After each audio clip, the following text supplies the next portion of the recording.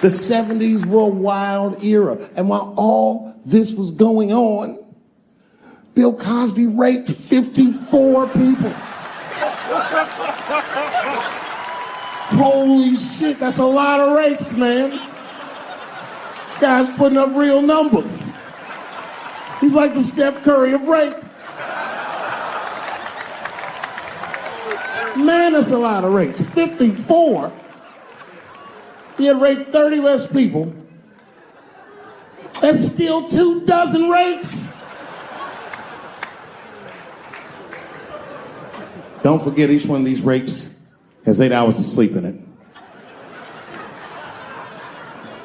Ladies and gentlemen, that's over 400 hours of rape. It only takes 65 hours to get a pilot's license. If rapes were aircrafts, this nigga's Top Gun for sure.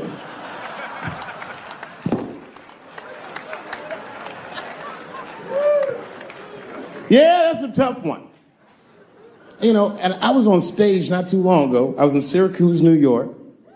Yeah, well, yeah, for Syracuse, but the show didn't go so good. All because I was talking about Bill Cosby a little bit. Not a little bit, I'll be honest. Talked about him for like maybe 25 minutes. And a woman stood up in the back of the room and she screamed out, "You are a fucking asshole for saying these things." I know. Instantly, I felt, like bad. Not bad about what I was saying. I just felt bad, like, oh, that's too bad she doesn't like the show. I didn't realize it at first. But not only did she say that, she was rushing the stage. By the time I saw her, I just saw this shadowy figure fucking charging up the aisle towards me in full fight mode. I was horrified. I said, oh my God. I'm gonna kick this bitch in the face.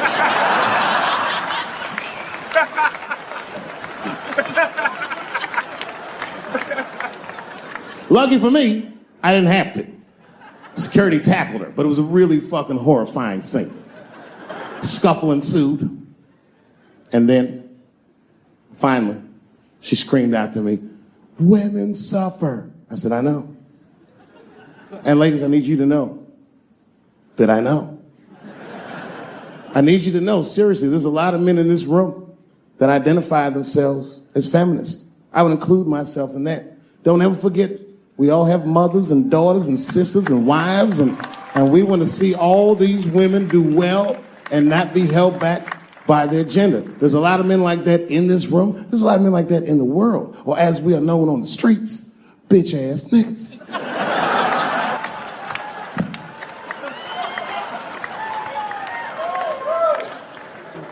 But as this woman was wrestling and screaming at me, I started to take offense. And I'm gonna be honest, race was involved. She was a young white woman. Well-intentioned, but it's like not thinking it all the way through. Bitch, how the fuck are you going to yell at a black man about discrimination? She didn't get it. She just kept going. Women suffer. I know. Women suffer. Same team. Women suffer. I know. And this is where she went too far. We suffer just like you. Slow your roll, bitch. You suffer, yes, but not like me. Not like us. She goes, suffering and suffering, what's the difference? I said, come on, white woman, you know what it is. You was in on the heist, you just don't like your cut. You suffer, I suffer. You suffer, I suffer. That's how it works. Can't do comparative suffering. If you're hungry and your friend says, people are starving in Africa, so what, nigga? I still want lunch.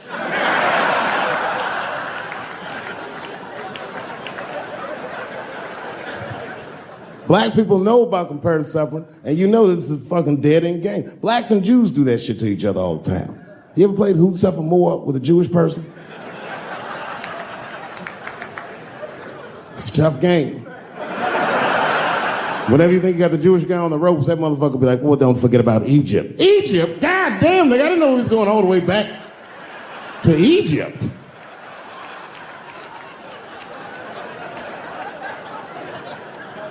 What the fuck is wrong with her? What does she think? Does she think that I don't know that rape is wrong?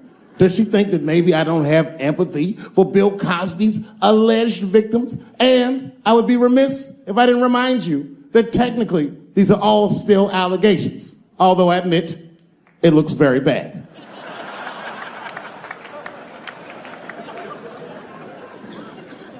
But perhaps, if she looked at it correctly, she would have empathy for me, the man she was attacking.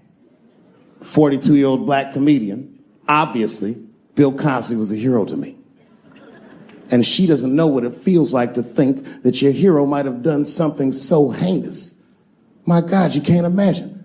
It'd be as if you heard that chocolate ice cream itself had raped 54 people.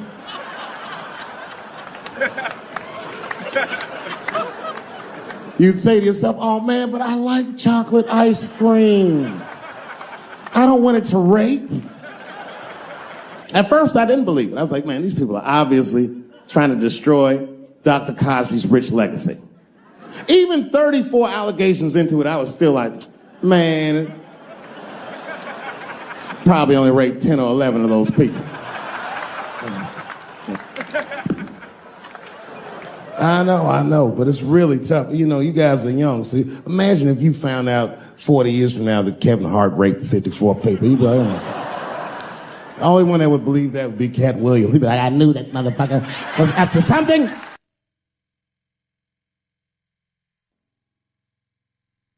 My wife's friend, Stuart, told me that. My wife has a lot of gay friends. Stuart's their leader.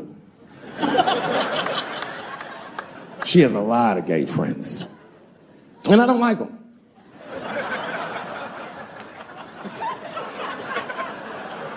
Not because they're gay, I'm just judging them on the merits of their character. They're just not nice dudes. They're fucking rude house guests. They're sitting on my couch, giggling with my wife, eating my motherfucking macaroons. And I come in, they act like the party's over. Hey, Stuart, what's going on? This guy talks to me the way a cat would speak if a cat could talk. Hi, David.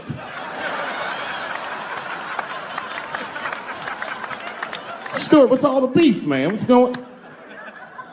He always wants to have some kind of gay political argument. The last one was about a petition in federal court to take the words husband and wife out of the law. I said, well, why would you want those words out the law? He said, because it discriminates against same-sex couples. I was like, niggas, please save me the semantics. Just trust me. Take your chips and get the fuck out of the casino. You're about to crap out.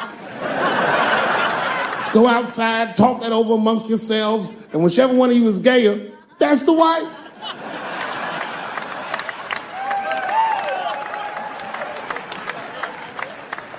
No, Stuart didn't like that. Stuart educates me about this movement, you know what I mean? I didn't even know shit about it. He told me it's called LBGTQ.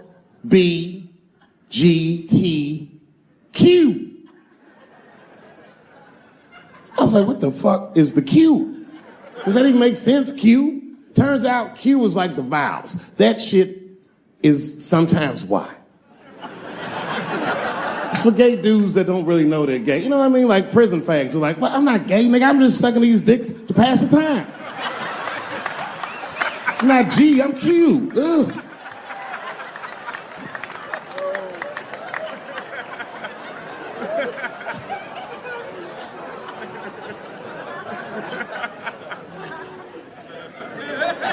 I think, okay, again, of all those letters, the T has the toughest road ahead.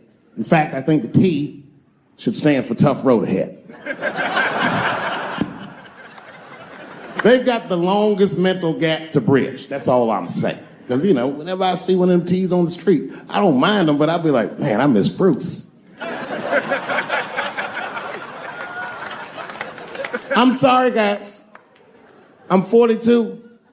I remember Bruce Jenner. Before the Kardashians, before all that, this motherfucker was a white American superhero. It was amazing. He was beating Africans at track and field. We'd never seen anything like it. He was on my cereal box growing up. You know how much of that cereal I ate, nigga? I didn't know he was gonna do that.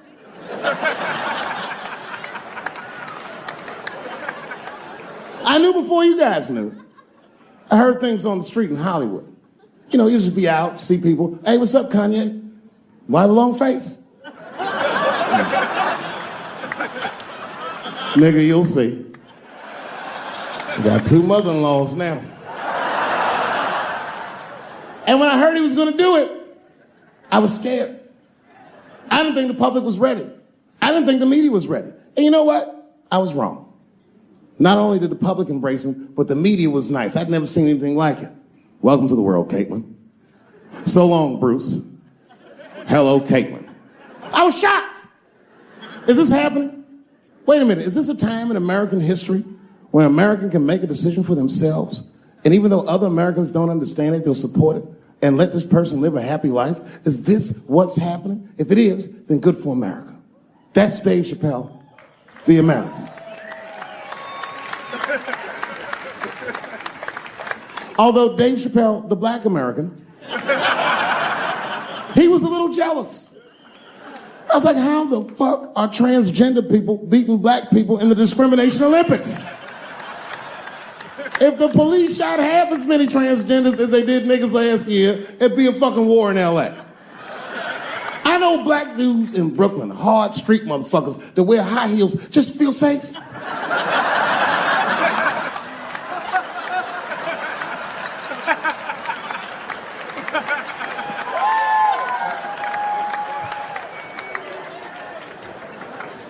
Transgenders are gangsters. I used to do business with a transgender in Hollywood. Man, everybody would be scared of her in the boardroom. She'd walk in there, newly minted woman, high heels, purse. Wouldn't say anything to us, just walk around the conference table looking mean as shit.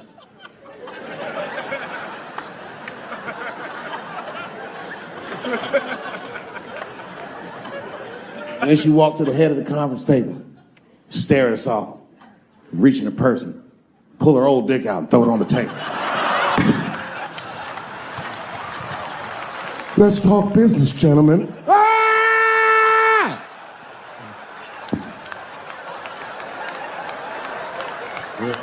Shit is scary as fuck. If your best friend pitched that to you, you'd be horrified. Yo, nigga, let's go to the hospital and cut our dicks off and make pussies out of them shits. What? Can't we just get matching jackets or tattoos or something? Sure, that's what you want to do? There's only one way to find out, nigga. Wu-Tang, bow, bow. Let's go to the club and trick niggas into fucking us, yo.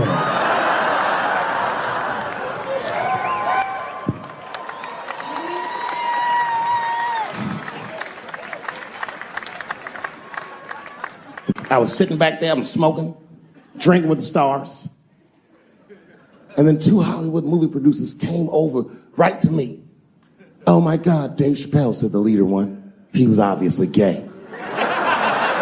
Some guys you can just tell. The other one seemed like a money guy, like maybe he was from Texas or some shit. But the gay one was definitely the leader because he did all the talking. And then he hit me with, so David, do you have any movie ideas that you would like to pursue? The truth is, I don't. But if you know the game, you're not supposed to tell motherfuckers you don't have ideas. I was like, yeah, man, I got plenty of ideas. And he called my bluff. Really? Like what? Huh?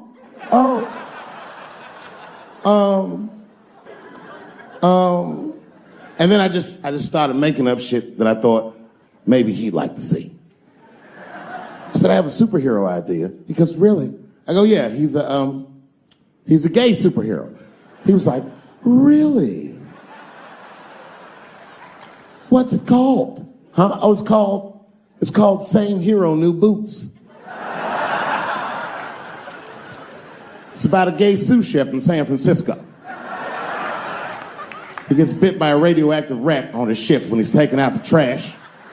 And is blessed with powers beyond his wildest dreams. Supersonic, gay kind of powers. And he starts saving everybody in San Francisco. But at first, he only saves gay people. Later, he saves everybody, and the whole city just falls in love with him. The only problem is, no one remembers him when he saves them. Well, I don't understand. Why wouldn't they remember him? I said, because, dummy, he's gay. He keeps changing his outfit. People come up, thanks for saving, mister. What's your name anyway? And he's like, same hero, new boots, and that motherfucker flies away.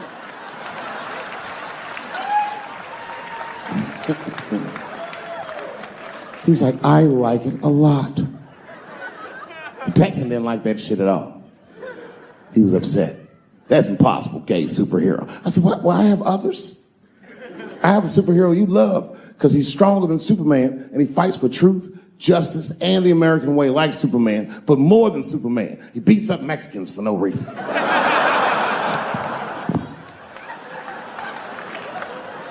The Texan's like, you got my attention.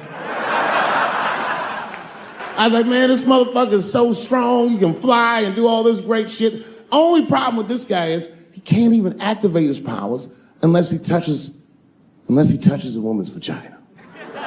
Not a long touch, just a couple of pats.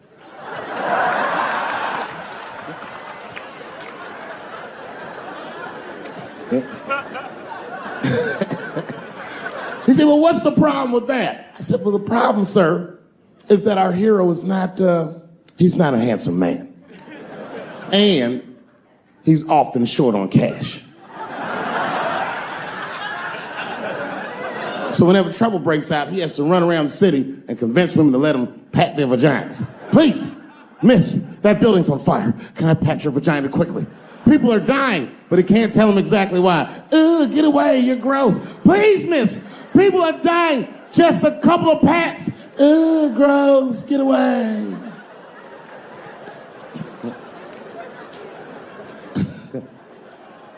So he rapes them. I know. That's the dilemma for the audience. Because he rapes, but he saves a lot of lives. And he saves way more than he rapes, and he only rapes to save. But he does rape. I didn't realize it, but the whole green room was looking at us. All the celebrities were disgusted. Oh. That guy from Texas was like, here's my card. Call me on Monday. That worked out. The second time I met O.J. Simpson.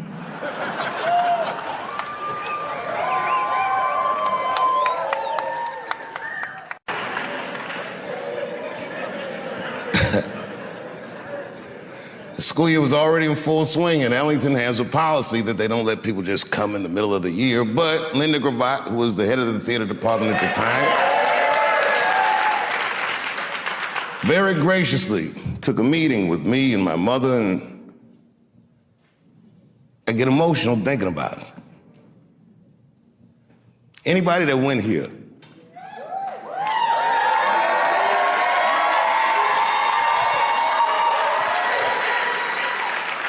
you remember what it was first like when you first walked through the door? And it was in the afternoon and everyone was in their arts classes and the girls had tutus on and everyone was weird and walking around the hallway like you weren't sure where anyone was supposed to be, and you could hear people practicing their horns and shit all through the hallways. There was art bouncing off the walls. The minute I walked through the door, there was a gallery of all these children's work, and these pictures were amazing.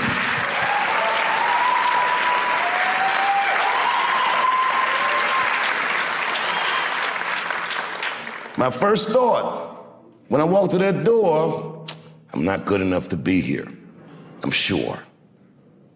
Miss Gravatt sat me down, she told me about the school, and you remember Miss Gravatt, she was very businesslike, but also very warm.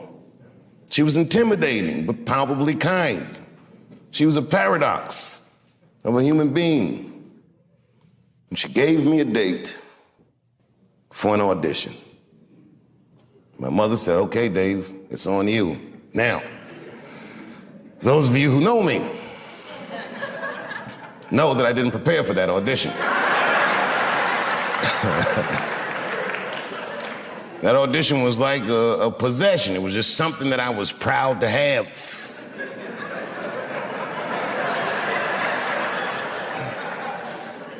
But as the days got closer, I'm like, oh my God, I gotta get something together. I didn't even know how to do an audition. I'd never done it before. So I went I said, what do I need? They said, a monologue. So I looked up monologue.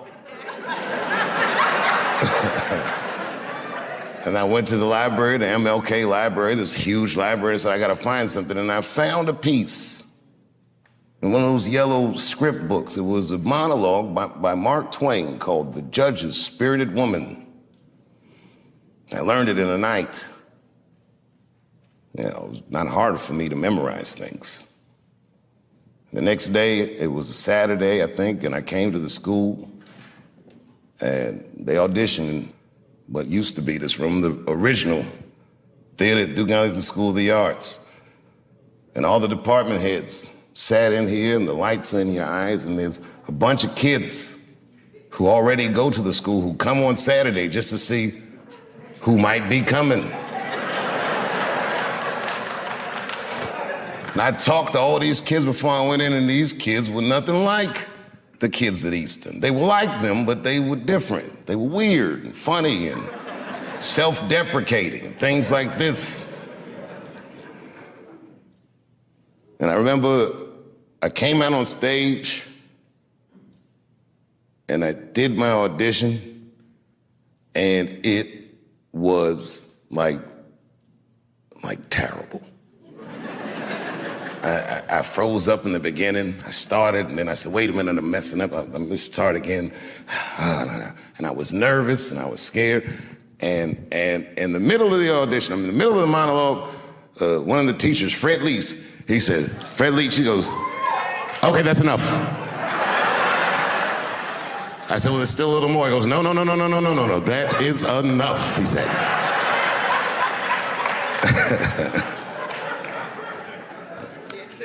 And I can't tell you, like, I was crushed. Without saying his disapproval, I knew it stunk. And I was right. When I walked in here, I knew I wasn't good enough to go to this school. And I thought to myself, fuck this school, that's stupid anyway.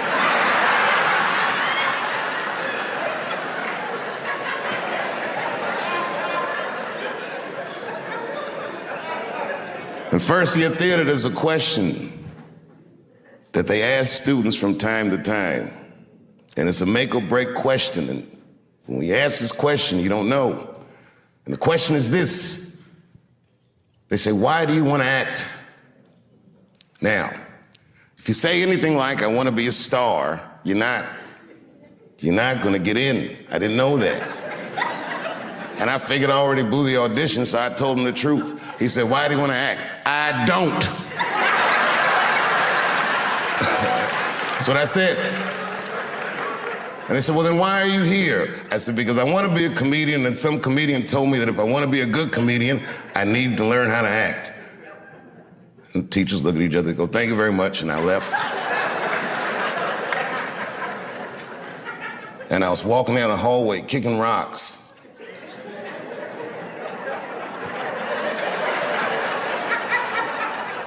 There was a kid that already went here. His name was Aiko Handy. And Aiko said, hey, man, I listened to him talking about you. I said, you did? He said, you're in. I said, what? He said, you're in. Well, it didn't make any sense. Somehow we worked it out so that they gave me an early enrollment, and I left Easton within weeks.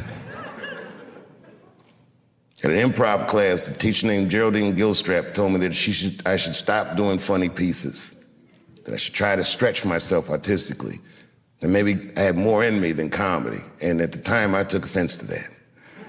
So because she said that, after school that very night, I went to the comedy club. For the first time, I signed the list, and I waited, and I got on, and I killed it. Killed it. Must have been 35 years ago, night after night. I killed it. I'd show up with a bag of tricks that I learned at school, and I would dominate adults on a regular basis. Couldn't wait to get out of DC. When I was 17, I moved to New York and lit that comedy scene up. I was obviously talented. You'll hear stories about people saying that I discovered Dave Chappelle. It's like saying you discovered sunshine. I was shining on everybody.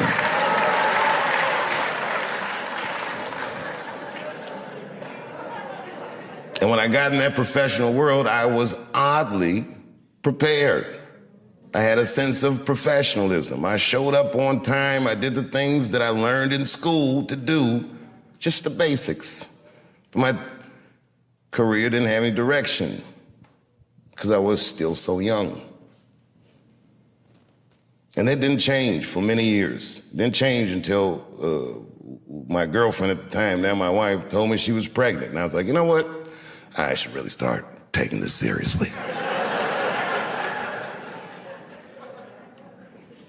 When she told me that, before the baby was born, I had done my first HBO special, and then I went to work on a sketch comedy show idea I had, and Chappelle show came out. When my son was still maybe 18 months, he was years old.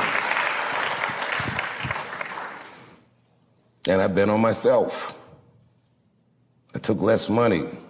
I remember that, so I could do what I wanted to do. I said, you don't have to pay me that much, but you can't ever tell me that I can't do what I want to do.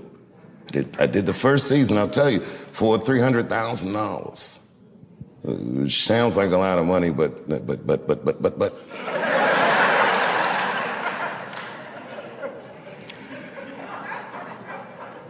It was a rare experience in my life because it was the first time that I did something that was so successful that I knew I had exceeded their expectations. I was more successful than I felt like I was supposed to be. They didn't plan on that.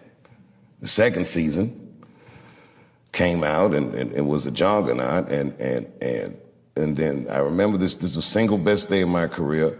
The Rick James episode of Chappelle Show had come out.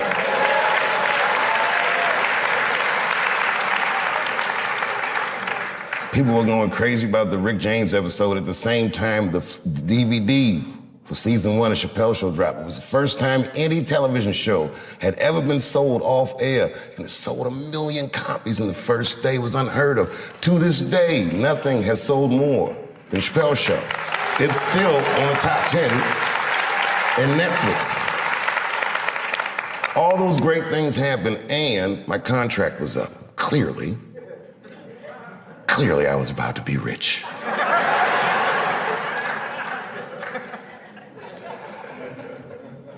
I'll spare you all the details of why it didn't work out. But it didn't work out. And I ended up doing something that no one had ever seen before, including myself. Maybe Prince is the only other guy that I've seen do this, where he just quit something that was popular when you're at the very top of it. Lucky for me, when I quit, I went to Africa, so there was a media storm that I didn't hear. By the time I got back, everyone was just looking at me crazy. That was a very difficult decision to make. The entire world told me I was crazy, but I was sure I was being true to myself and to something that I learned at Ellington.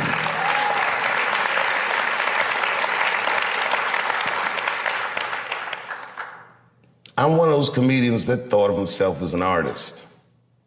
I was enamored by what the genre could do. It was like the pictures that I could paint with words and the way I could engage with audiences. I understood as it was happening. I was very lucky to be able to do this. And I protected that. And I knew that if I took the money, they would expect me to behave differently. And then, Lorne Michaels asked me to do Saturday Night Live. And it wasn't just like he asked me. He was courting me. I didn't even know it. He gave me this whole long speech. I was like, all right. And then I read some book about Lorne Michaels starting Saturday Night Live, and I read the speech that he gave Richard Pryor when he wanted him to host the show, and I said, holy shit, that's the same shit he said to me. And I did it. And that was an enormous amount of pressure. It had been 12 years since I had been on television, or since I had even talked to the media. And I remember I signed my Netflix contract on my way to my mark for the monologue. If you do live television, they count down every second. 30 seconds. Are you sure this contract is good? It's good, just sign the paper, it's good. 22 seconds. Oh, nigga, you better not be tricking me. 10, 9, 8, 7, 6, 5, 4, 3, 2, 1. I walked out on that stage and I killed it. It was natural.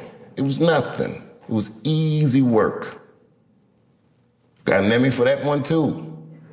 First Emmy I won. And when I walked on the stage, after being in the cold for so long, for the first time when I walked on the stage, I'm like, damn, nigga, I just made $60 million. That's what I thought to myself. It's been great ever since.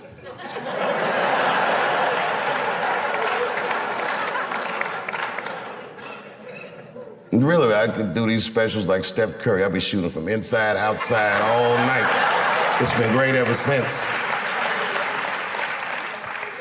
A lot of my friends are athletes, and I never could understand what it would feel like to only have a limited amount of time to be great. You got 20 years to be the best, or 30 years to be the best. But when you do art, you could be great whenever the will decides that you're great. I feel very lucky for that. And I never forgot this school. I've always come back and checked in. One of my favorite honors was doing the commencement at Ellington. I can't even remember what year it is. I just remember they cheered for me when I came out. I wasn't a big star, but I was their star. And I felt like I was home.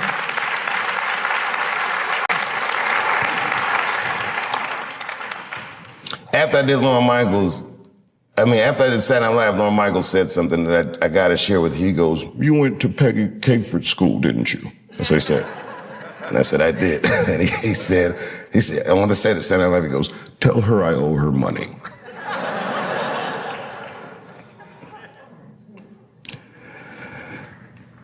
You know, I never asked to have this theater named after me.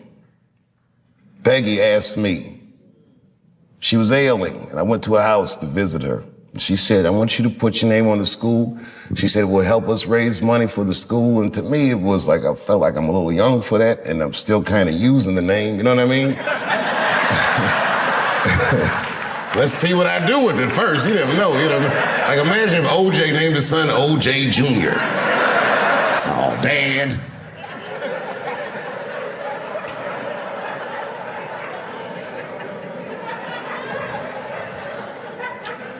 And around then, I was receiving the Mark Twain Prize, huge honor. And the next day, all the artists that came to honor me, the Bradley Coopers and Chris Tuckers and all these great people, came to Ellington, and they taught master classes for the students.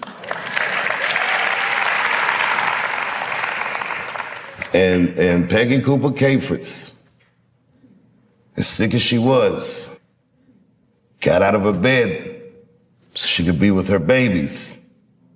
She never left us. So I did it. Say, whatever you want to do, if I can help, I'll do it. I got to tell you, if you quit a show like Chappelle's show, I don't know if you know what happens to you professionally, but I'll tell you what doesn't happen. They don't just say, "Well, good luck in your future endeavors." With that media, they beat me up. With their power, they tried to make me behave. It takes a strong person to stand out in the cold like that. And I swear to God, so much of the strength I got to do that, the inner warmth I got to do that, I learned in this school and from my friends who helped raise me.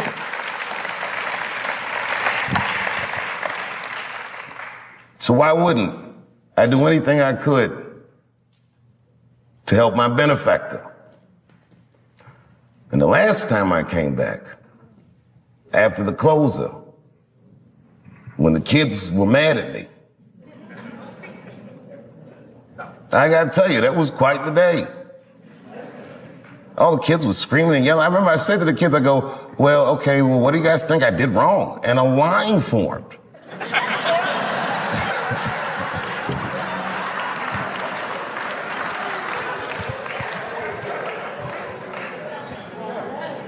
These kids said everything about gender and this and that and the other, but they didn't say anything about art.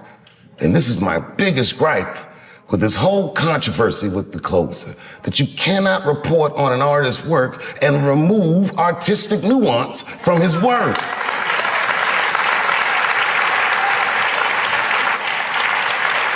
It would be like if you were reading a newspaper and they say, man, shot in the face by a 6-foot rabbit, expected to survive. You'd be like, oh my God. And they never tell you it's a Bugs Bunny cartoon.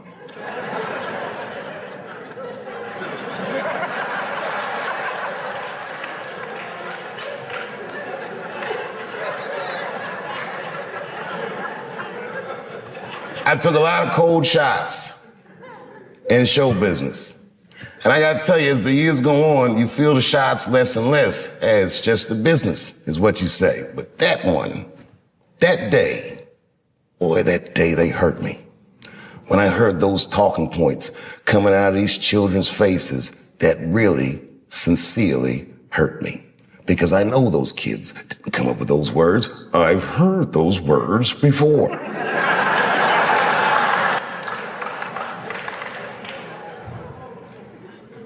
The more you say I can't say something, the more urgent it is for me to say it. And it has nothing to do with what you're saying I can't say. It has everything to do with my right, my freedom of artistic expression that is valuable to me, that is not separate from me.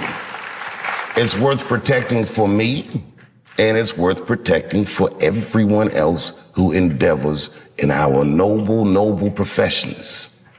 And these kids didn't understand that they were instruments of oppression. And I didn't get mad at them. They're kids, they're freshmen, they're not ready yet. They don't know. What made me mad, and I am this petty,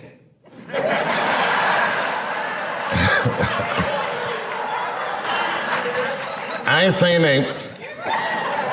One of the kids' mother went on Fox News. And she used to be a student here. I remember her face, but I don't know if she was particularly popular. Anyway.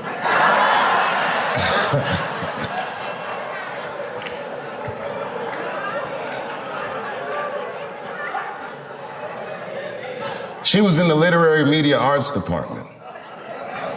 She said a lot of things that I didn't like, a lot of things, but, you know, that's her right. Things she said that got to me. She said, at Duke Ellington, that theater was a sanctuary for students. I used to sit there and meditate. Well, of course you'd meditate. You were a literary media arts student. We didn't meditate in here, we got to work. But okay, fine. I would sit in there and meditate, she said.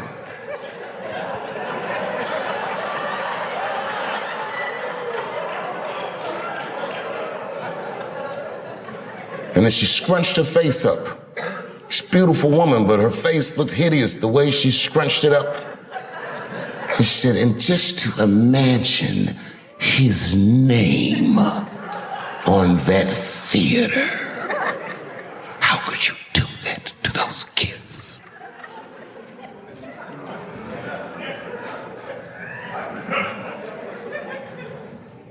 Listen. No matter what they said about The Closer, it was still the most watched special in the world.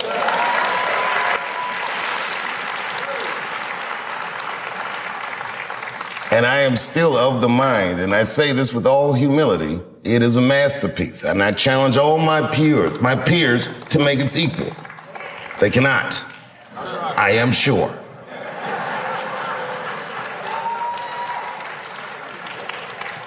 It will be decades before you ever see someone in my genre as proficient as me.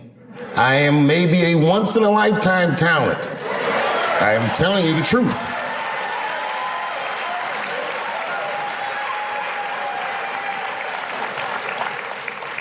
About 3 weeks ago, I saw in the newspaper that a man that was dressed in women's clothing threw a pie at the Mona Lisa and tried to deface it. And it made me laugh because I'm like, it's like The Closer.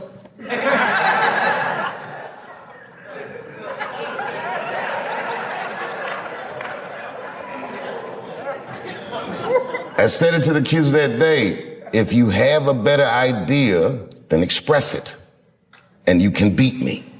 It's that easy.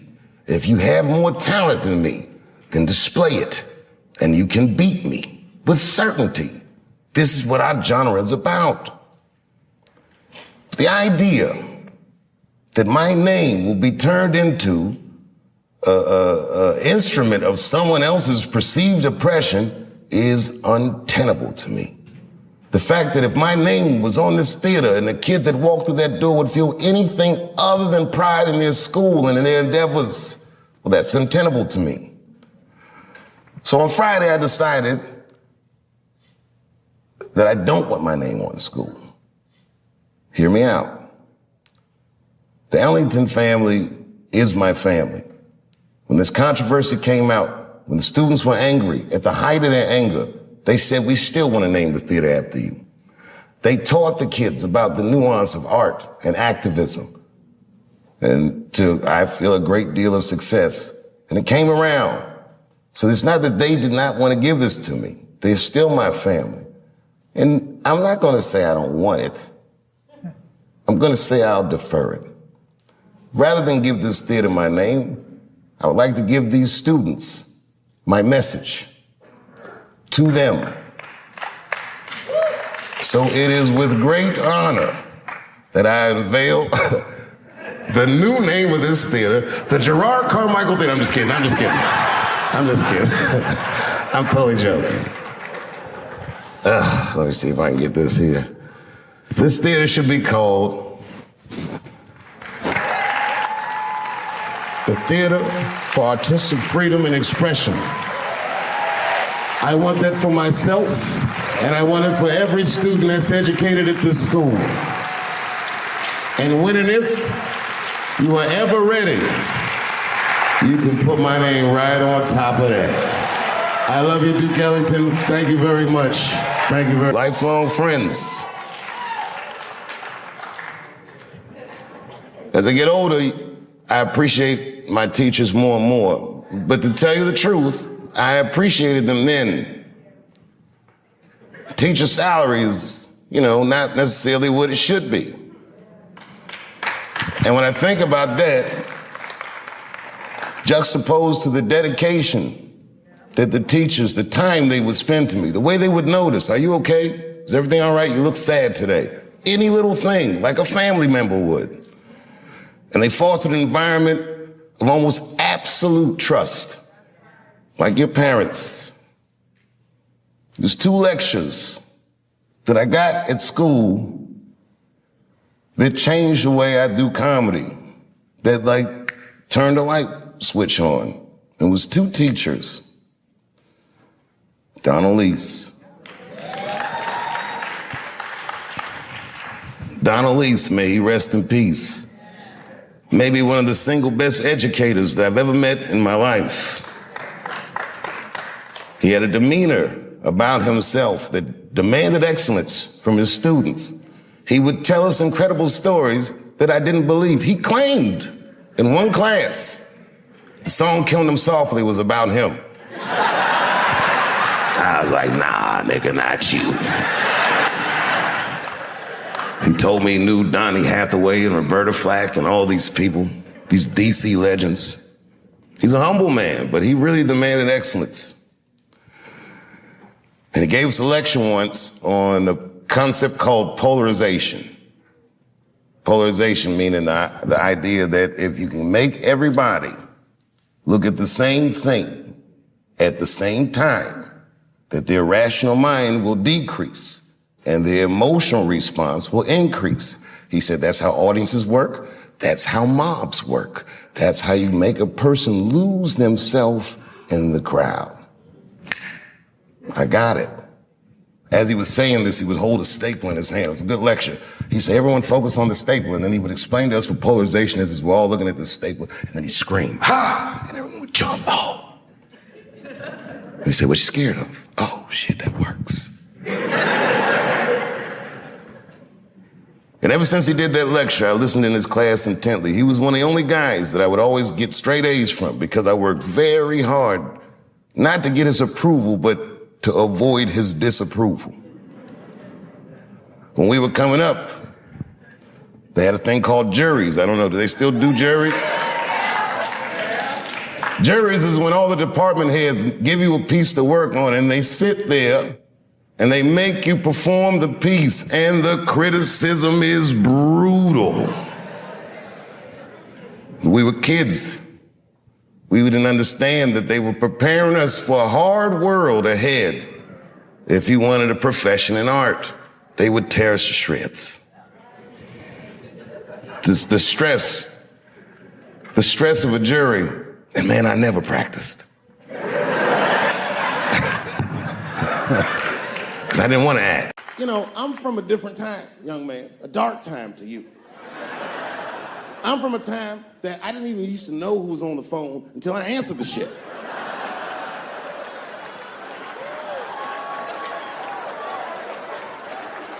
Like when tragedy used to strike. I remember I was 12 years old and the teacher wheeled a television set into the classroom.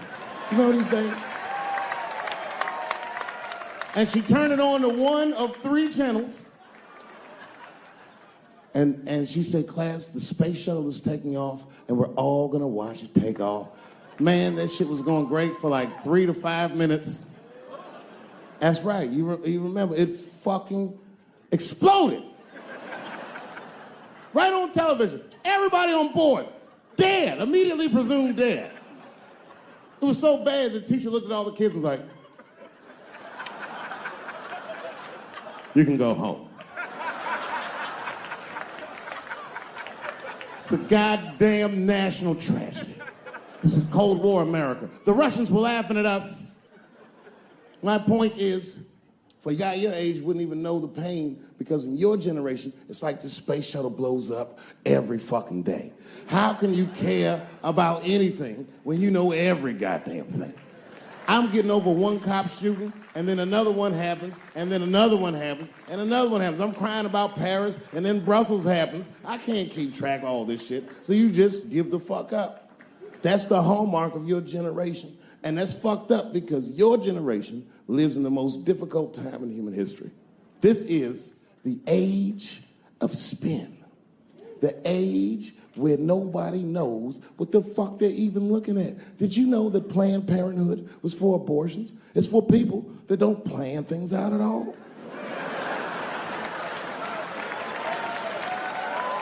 That's right. So a guy your age doesn't really know how he feels. Are you pro-choice? Are you anti-consequences? What does it all really mean? It's easier not to care for you. But for us, we were trained to care. We were raised that way. I used to watch a fucking cartoon when I was growing up called the Care Bears.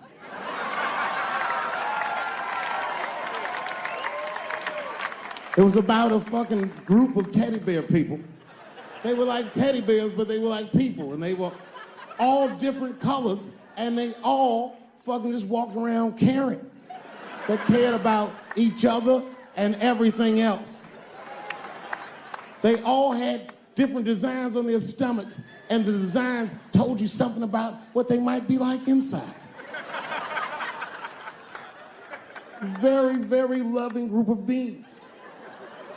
And when shit got real bad, as nice as those teddy bears were, they didn't get mean faces. They got determined. And the leader would say, come on, guys, it's time for the Care Bear Stare. Remember that shit? And them little teddy bears would lock arms and stare at the problem. And I'm not even bullshitting. Actual love would shoot out of their chest and would dispel anything that was fucked up. And when we grew up, we wanted to be like those bears. And then we got our hearts broken because we found out that life wasn't gonna let us do that. And that it's impossible to shoot love out of your chest. However, I have shot love onto somebody's chest before.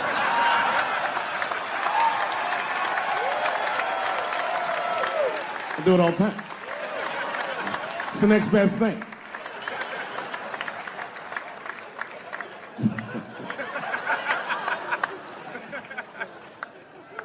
Oh yeah, you kids don't know.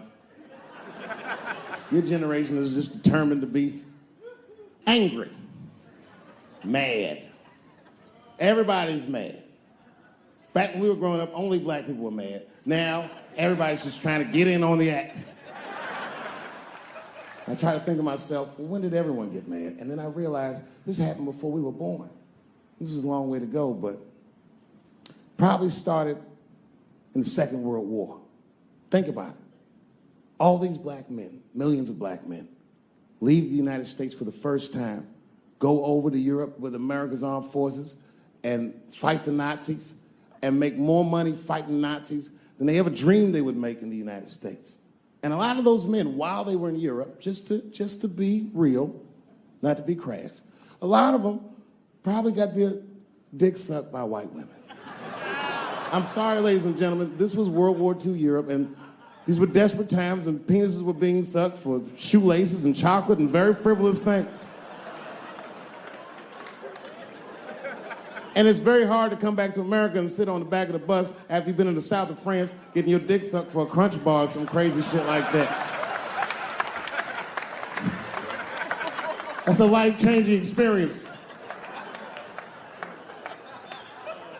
And while that was happening in Europe, here in America, for the first time, women entered the workforce en masse by the millions. All the men were gone. Someone had to run the factory. The ladies did it. That's right. This was the first generation of American women to have independent income in mass. And when the men came back, the women weren't the same. American women had grown. They were uttering phrases that no woman on earth had ever spoken before. Things like no and shut the fuck up and I don't feel like it.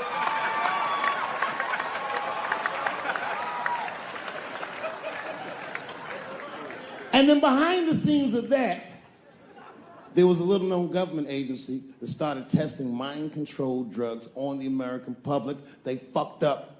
They tested it for 12 years. They didn't realize these drugs were not mind-controlling. They were mind-expanding. It was LSD and mescaline and shit like that. And for the first time, there was a new school of thought that was chemically induced that made people question the very society they lived in. By 1960, the President of the United States was only 42 years old. Can you imagine? DMX is older than that.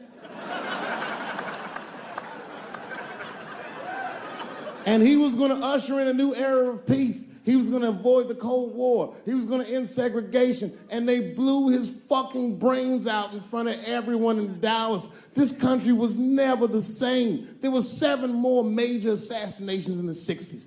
Anyone that stood up and said anything was shot down the streets like a fucking dog. Kennedy, King, X, Evers, on and on. You didn't even have to be famous. You could be a college student at Kent State or in Mississippi protesting the Vietnam War, and they shot them too. You know, I'm happy really to see black people come. You know, a lot of black people don't fuck with me like they used to. But there's a lot of reasons, there's a few reasons you don't see black people at my shows. One is because obviously black people have slower internet connections. I mean, that would be my guess. I don't know what. Actually, my own actions drew a wedge between me and the community I hold so dear. A couple of weeks ago, I was supposed to be in Flint, Michigan for a charity benefit that was supposed to raise awareness for the appalling condition of the water in Flint. I don't know if you know this, but the water in Flint is fucking poisonous. It's actually making people sick. I mean, Hollywood people like, so what? At least they have water. But this water... This water's fucked up.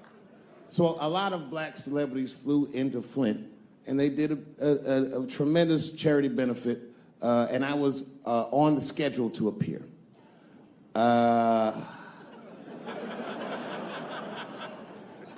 So the reason a lot of people haven't heard about this benefit, it was the same day as the Oscars.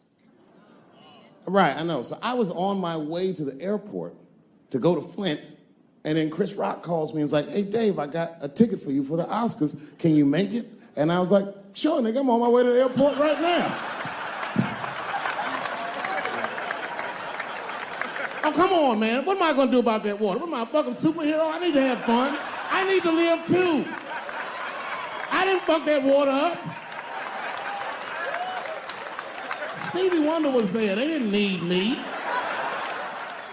I'm sorry, everybody. I've never been to the Oscars. You've seen the movies I make.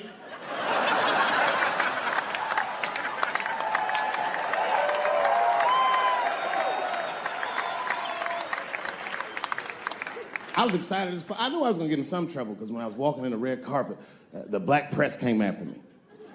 Excuse me, brother. When you hear somebody call you brother too much, something terrible's about to happen. Excuse me, brother. And then I looked back and the motherfucker had a tuxedo with the kente cloth tie. I said, uh-oh. He said, I just want to ask you a couple questions. I said, what publication are you with? He said, me, I'm with the Daily Bongo. I said, Daily Bongo? What the fuck? Who the fuck reads this? He said, listen, brother, I just want to ask you a quick question. You understand that this year, this is a boycott for the Oscars, so I'm just wondering what made you, of all people, cross the motherfucking picket line and be here tonight. I said, boycott? Nigga, I haven't been working in 10 years. What do you mean boycott? I've been on strike. Y'all niggas didn't stop working. I had to watch fucking Key and Peele do my show every night.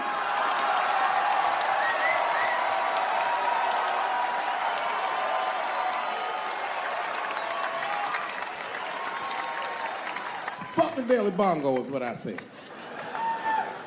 I went to Oscars and had a wonderful time. I went in that fucking green room. It was filled with so many stars, I couldn't even believe what I was seeing. Hollywood was seducing me all over again.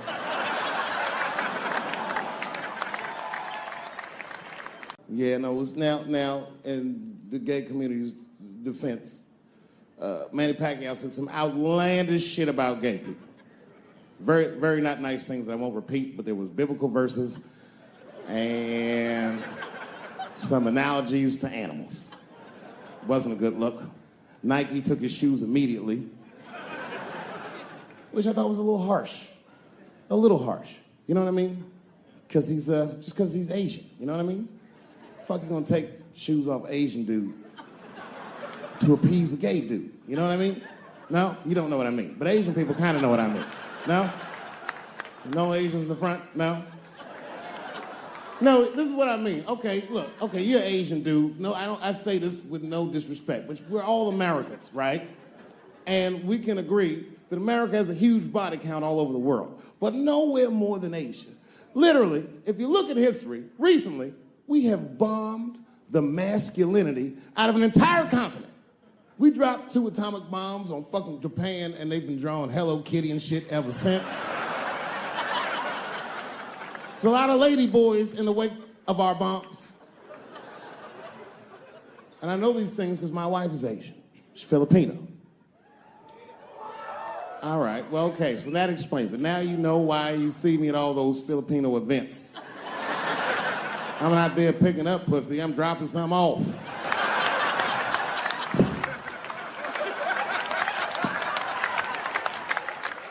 I take my wife to all that shit. I took my wife to see Pacquiao fight Mayweather. We sat ringside, okay?